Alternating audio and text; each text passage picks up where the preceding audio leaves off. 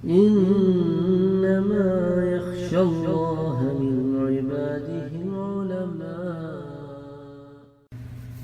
جنت میں پاکیزہ بیویاں.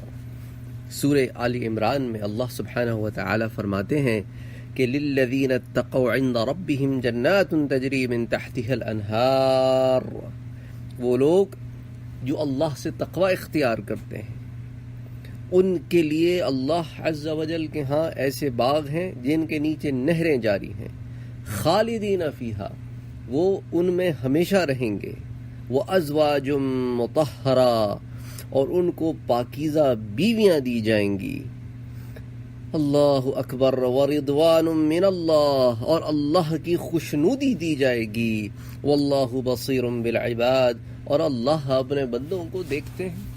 تو اللہ سبحانہ و تعالی اس آیت میں پاکیزہ بیویوں کا ذکر کرتے ہیں. ازواج مطہرہ، یہ پاکیزہ بیویاں یعنی کہ ان میں نہ تو ظاہراً کوئی میل کچیل ہوگا، نہ کوئی باطنی خباثت ہوگی، نہ مکر و فریب ہوگا، نہ اور کسی قسم کی کوئی روحانی بیماری ہوگی کہ ان میں بغض ہو اور عناد ہو، اور یہ کسی سے مثال کے طور پہ سوکنوں سے کوئی پلاننگ کریں، کوئی مکر و فریب کریں، کوئی ال فیلنگ رکھیں.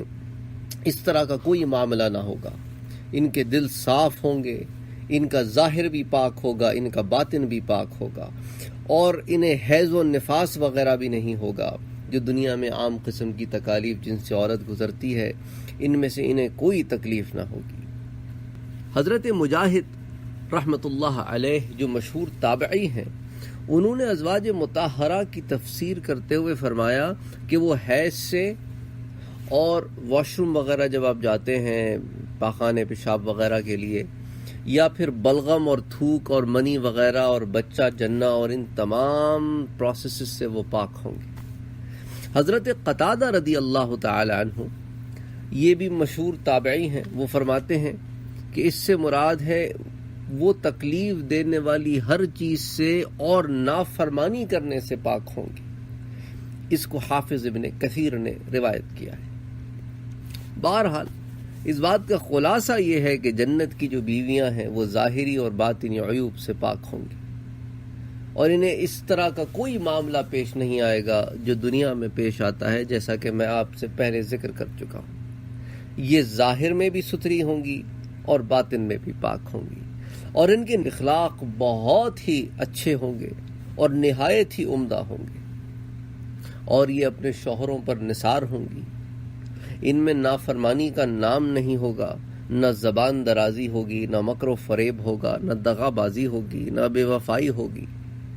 دنیاوی عورتیں جن کا ایمان پر خاتمہ ہوگا مومنین کی بیویاں ہوں گی، اور ان کے علاوہ حوروں میں سے بیویاں دی جائیں گی.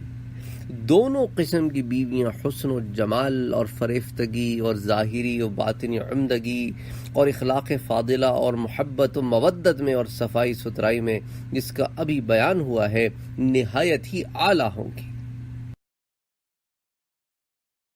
وفوق كل ذي علم